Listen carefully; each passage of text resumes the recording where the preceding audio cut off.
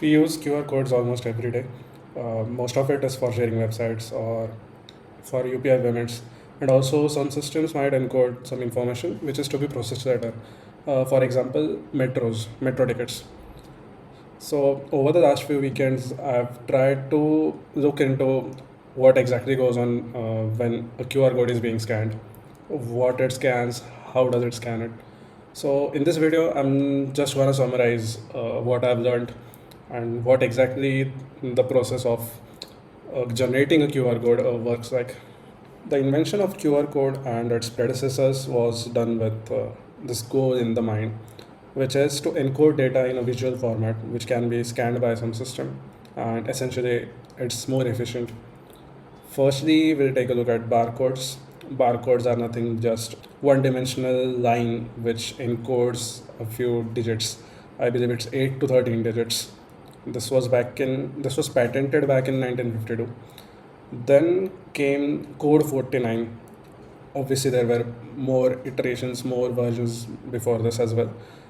But let's look at Code 49. This is nothing but just multiple barcodes. I believe it's four barcodes stacked one upon the other.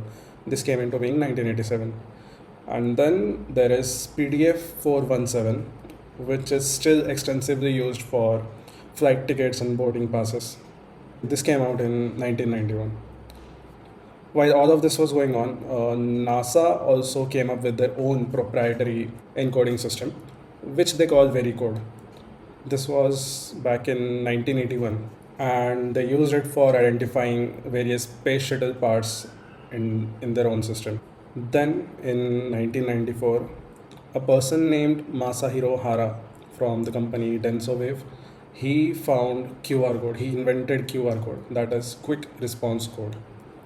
This QR code until now has gone through 40 versions. With each version, the capacity keeps on increasing.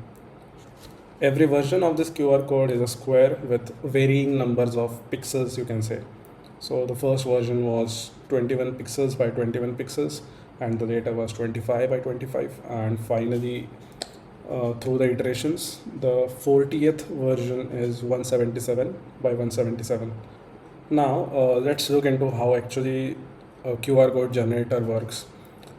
Before diving any further, we need to know about two things. Firstly, is the modes that the QR code uses, and second is error correction and its different levels. So, here we have a table which represents the four modes that a QR code uses. The numeric, here only numbers can be encoded just like a barcode, and then comes alphanumeric, which can encode numbers as well as alphabets and some special characters as well. Then comes binary, which is the most often used. This is very often used for just encoding a URL or any other system which encodes some system specific data. And then comes kanji, which is nothing but the alphabets in Japanese language. Just ignore the bits column for now, we'll come to that later. Now let's talk about error correction. What error correction is. You might have noticed that even when some parts of the QR code is damaged or covered by something else, most often when you're scanning to pay some vendor or shopkeeper, it's not always perfect. Some dust or some marks are covering it. But still, the scanner is able to successfully scan the QR code and the payment proceeds as expected. So this is possible due to a concept called error correction. So QR code supports essentially four types of error corrections. It's low, medium, quartile, and high. Each type, or let's say level, represents how much of the code is okay if it's missing. For the lowest, 7%, then 14%, 25, and then 30. Here, almost even if the 30% of the QR code is missing, still the error correction can recover those missing bits, missing data, and whatever operation we need to do, it would be successful. So the length or the size of the data also varies by each level of error correction. Lowest level error correction, least amount of data would be required. But whereas for the high level correction, the most data would be needed. Again, ignore the bits. We will come to this later. Now let's try to understand the process of generating a QR code step by step through a demonstration. Let's say I need to encode the link to my website, that is this https bitosic.com. I need to encode this into a QR code. So firstly, I would need to determine what mode is this gonna use. We can use alphanumeric, of course, but the most preferred way to encode a website is binary. And why is that? Because the alphanumeric mode does not support some special characters such as the question mark or the ampersand, which occur very frequently in URLs like this. So first of all, we know the mode that we're going to use, that is binary. Then we need to determine how many bits is this going to take. So we all know that 8 bits equal to 1 byte, and essentially this information is encoded using the ASCII format, where one character is represented by one entire byte, 8 bits entirely. So now when you calculate the number of characters in this string, you can say in this URL, there are 20 characters, which would translate into 20 bytes, and 8 times 20, 160 bits would be used for this. Now, since we know the number of bytes this is going to take, we need to refer to a table like this, where it tells you what version of the QR code with what level of error correction can accommodate how many bytes in each of the modes. Remember, we are going to use binary mode, which is also known as byte mode in some instances. So firstly, we need M, that is medium level of error correction, and we have 20 bytes. So 14 is not going to suffice. Let's look at version 2. That's 26. 26 is obviously more than enough space for our 20 bytes. So we'll go with version 2 with error correction level M. Okay. Now for it to be easy for us, let's refer to the small square here as a pixel. And before starting anything, we need to note that the area around the QR code is called the quiet zone. And ideally it should be 4 pixels wide in each direction, but most scanners can get by even with the width of 1 pixel. And the first thing that we notice in the QR code is the 3 position squares.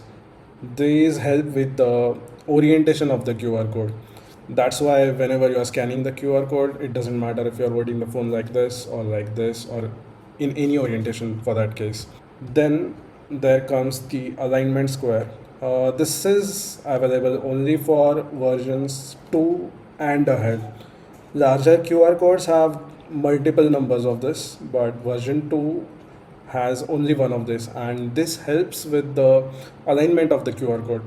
So even if the QR code is slanted in some cases, sometimes you cannot reach your hand where the QR code is for paying a shopkeeper. So even if you scan the QR code from some angle, it is successful. And after that, there's timing squares. These are 2 lines running from top to bottom and left to right, which help the scanner determine the width and height of each pixel, you would say. And this is also in the lower versions of QR codes. This also helps it understand what version of QR code is being used. In later versions, this area is used to determine what version of the QR code is being used. Then there is format strips. This area is not touched by any data and is only used for encoding some information about the QR code itself. This black pixel has no particular significance, but it was decided by the inventor Masahiro Hara that it should be black, so hence it is. There are 2 format strips and it encodes 15 bits, and it is supposed to be, the first format strip is supposed to be read this way, 1, 2, 3, 4, and in this direction. And the second format strip is supposed to be read in this direction, and it continues onward in this direction. Now let's just start filling the format strips. And we need to know that since binary is represented by ones and zeros, the black pixel would represent 1 and the white pixel would represent 0. The first two bits in the format strips represent the level of error correction that you're going to use. Here we are using median, so we need to fill in 1 and 0, that is black and white. Coming back to the QR code, since we start reading it and filling in this from this direction, this is going to be 1 and this is going to be 0, and this is just a copy or a duplicate of the first format strip. So this is 1 and this is 0. Before we move any further, we need to know how, in what direction the data is filled within a QR code. It starts at the bottom right corner of the QR code, and in a zigzag manner it continues on until the whole QR code is finished. Even when there are obstacles like the alignment square, as we talked before, it just skips over everything and continues filling it as normal. So the very first 4 bits that are filled over here are the mode of the QR code, or basically the format of the data that we're going to use. So this is where these bits come in. Since we are using the binary mode, the bits are going to be 0, 1, 0, 0. And coming back to the QR code, since we start filling here, this is 0, 1, 0, 0. Now the next part is going to be the character count, basically representing how long is the data that we want to encode. As we saw earlier, it was 20 bytes long, so we are going to reserve the next 8 bits to represent that. So we are just going to convert 20 as a decimal into binary. It is 10100, but since it's supposed to take 8 bits, we are just going to put 3 zeros in front of it. So essentially it becomes 000100100. We are just going to fill these bits into the QR code in this manner. 000, the first 30 bits, 10100. We know the size of the data, that is 20 bytes, so we reserve the next 20 bytes in this QR code for the data. And then we need to refer to something like this, an ASCII table. It shows us what character is represented by what binary. So for that we need to convert the URL into binary using ASCII. So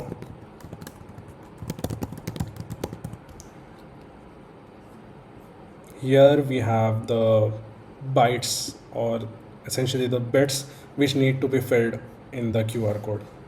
So this is what it looks after we have filled the data in binary form.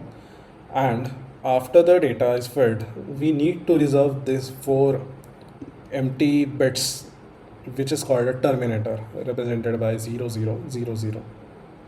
It essentially tells the scanner that this is where the data is over, and whatever the next part is being scanned, it's not relevant to the original data.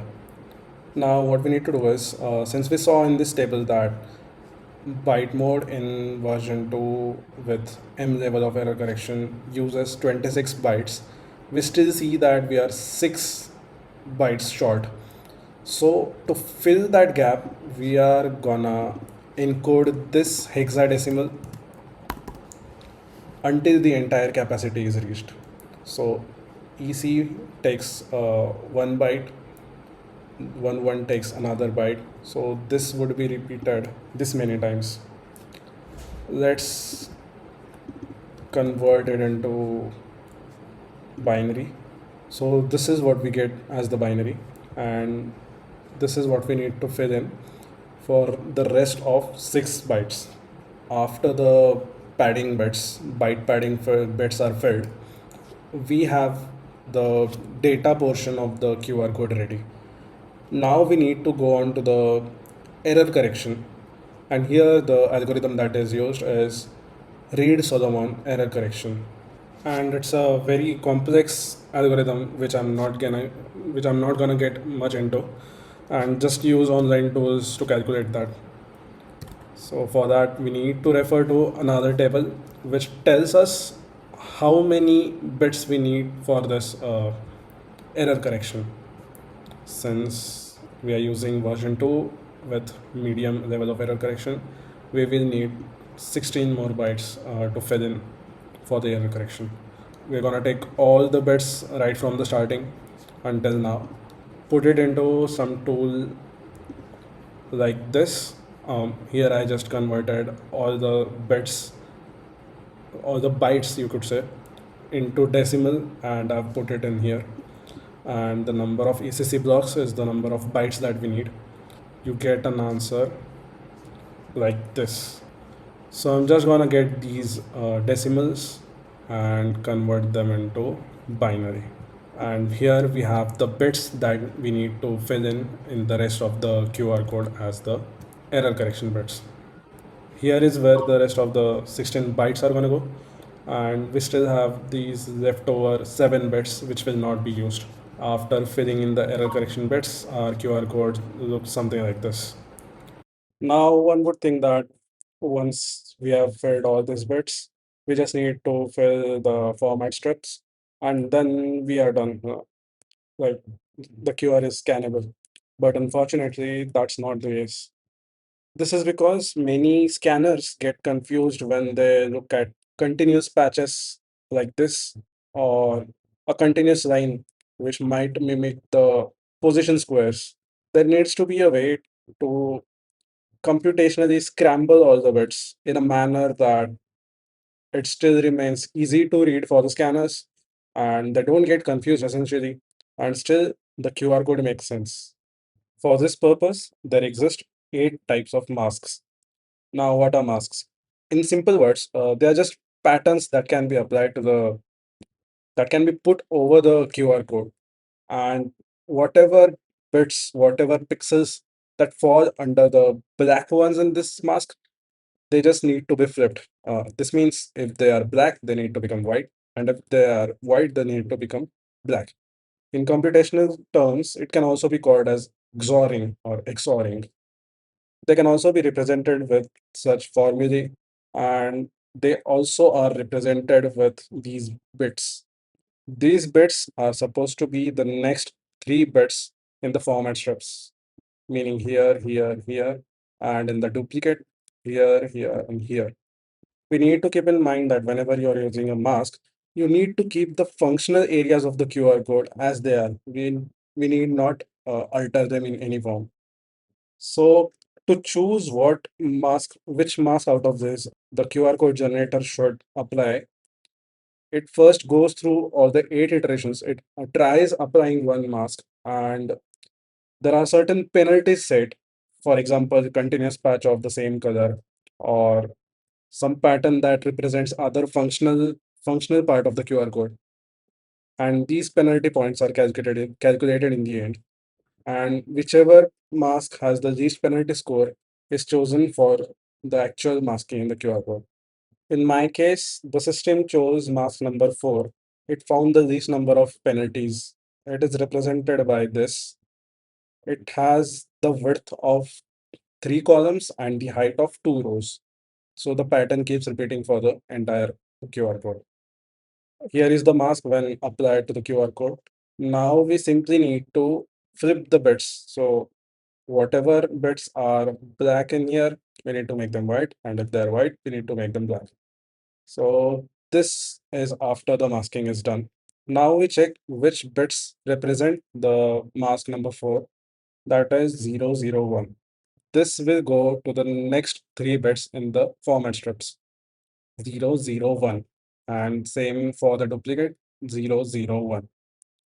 And also the blue color is where the mask is. So in the previous step, whatever bits come under the mask, we just need to flip them.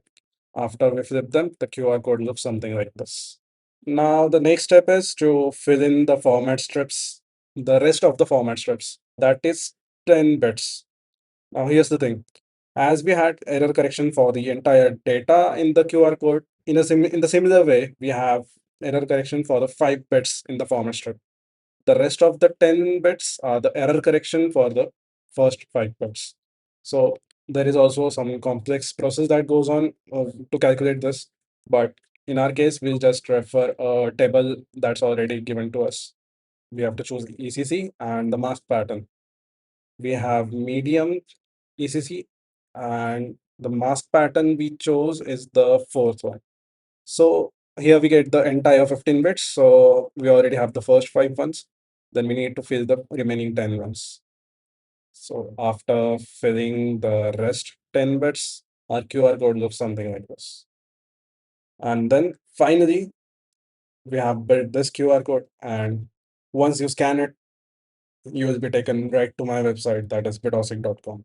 Now that we've completed talking about how websites are encoded onto QR codes, let's talk a bit about UPI payments. As Indians, we use UPI almost for every payment that we do, whether it's to a shopkeeper or to a friend or a person we know. But what information exactly is encoded into that QR code that it automatically opens the UPI application on your phone, or at least gives you the choice what UPI application you want to open? So generally, URI for UPI payments looks something like this. Firstly, there is the scheme, that is UPI. Then you have a colon slash slash. And here next is the endpoint or the action that you want to perform. When it is encoded into a QR code, it's usually or it's always pay. So you're paying that person. Now, whatever comes after this will be query parameters. You might be familiar with this if you're into web development.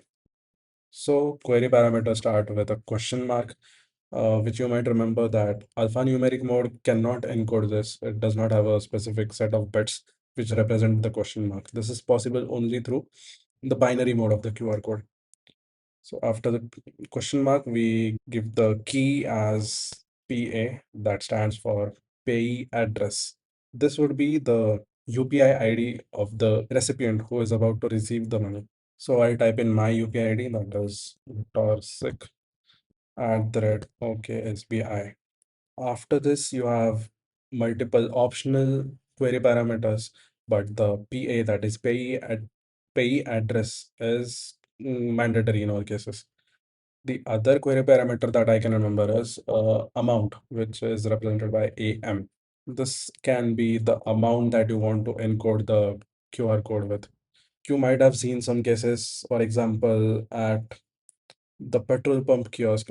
They open up a QR code and it only allows the amount that you have paid for the petrol, that you need to pay for the petrol on their QR code. You scan it and you automatically get that. If you fill for 200 rupees, you will get the 200 rupees you have to pay the petrol pump. So this is done using this query parameter. The QR codes given by the UPI applications, UPI QR codes, basically, they look very complex because it usually uses a version V4 or a version after that up until V10. It depends on how much is the information encoded on there. If it's something like a merchant payment kiosk, you're paying to the shopkeeper, it might encode a lot of information like the merchant name, merchant code, like what category does the merchant fall into, food or services, etc., etc. So it usually requires a lot of space, and the version used is also higher. So that's it for this video. We learned how QR codes work, how they are generated, the step-by-step walkthrough of it, and briefly talked about how UPI payments are done using QR codes. So this was my first attempt at creating YouTube videos, and I'll keep posting as I come across more interesting topics in my journey as a backend developer. Thanks for watching.